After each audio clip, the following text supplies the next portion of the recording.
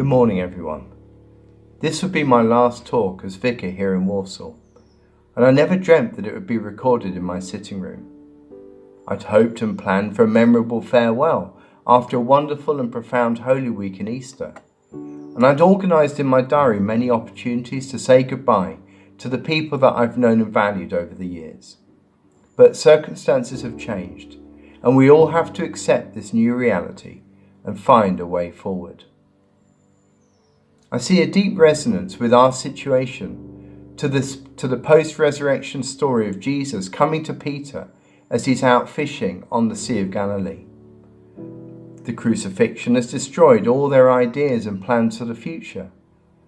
They weren't all zealots wanting the overthrow of the Roman Empire, but they did believe that Jesus would bring in God's kingdom, and they were going to be part of it. Indeed, they'd already discussed who was going to be at the left and right hand of Jesus. But Jesus had died a horrific death. They had been scattered, and their hopes and dreams had fallen through their fingers. You can perhaps relate to that. Your course, your job, your role, your holiday, your way of life, your plans for the future, at the moment feel as if they've fallen through your fingers. Indeed, my phone keeps on reminding me about events that I'd agreed to do that have long since been cancelled. In the story, though, we find Peter, who has seen the empty tomb, and he's even experienced the risen Christ. But he's still rudderless. The one who's called the Rock, who would be fishing for men, has gone back to what he knows, fishing for fish. And even then, he hasn't caught anything. Many of us have had to retreat back to the very basics of our life, being at home, washing, cooking, and cleaning. That seems to fill our days, and even at times that can seem very empty. Even the life of the church, which we've all worked so hard to sustain and grow, seems to have fallen through our fingers. Then Jesus shouts out to them, "Drop the nets on the other side." I think my message today is one of hope. I'm sure that Jesus had stood at the shore for some time, watching them toiling away with their empty nets.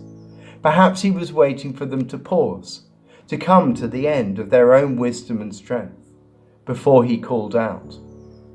Perhaps it was only then that they were not too busy and focused on their own ideas to hear his voice. The hope I want to share is that through the resurrection, the presence of the Lord is with each of us. You don't have to be in church. He is with you at home. He may be standing at a distance as we try to find our own way through with our own strength and wisdom, waiting for us to turn to him and allow him to come to us in our weakness.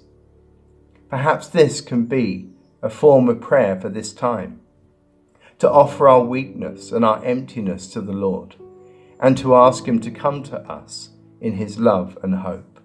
And then what does Jesus say? Cast the nets on the other side. This seems such an apt description for something we're all having to do, to turn around, to cast our nets in a different place and in a different way. Whether that is to find a new way to find peace and God's presence at home, whether it's new ways of working and living with others, new ways to worship and be church, and for me to move to a new place, and for me to learn a very new way of being a priest and a minister. To their great surprise, the nets were full. Now, I'm not saying that all is going to be great and easy. We will face many challenges, hard work, and sadnesses. But I do believe the Lord has new patterns and new blessings for us as individuals and as a church and a community. And I hope that part of that might be discovering new ways of appreciating one another and valuing those in our community who we so often take for granted. And Peter recognizes that he's in the presence of God. It is the Lord, he says, that Jesus has come to him in the ordinary and frustrating place that he found himself in, as he could catch nothing. And that is my hope, that in the days and weeks to come, you will know that you are not alone, that the Lord is with you, that Jesus has come to you, and the four walls of your home is filled with the presence of God. That will be your story.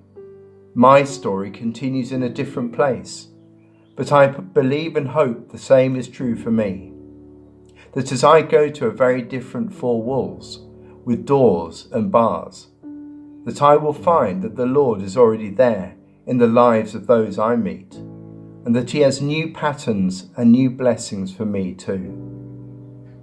So as I end, please pray for me, and I will pray for you. And I do hope to return for a proper farewell. And in all of this challenging time, stay strong in the hope that Christ is with you with his love and his peace. Amen.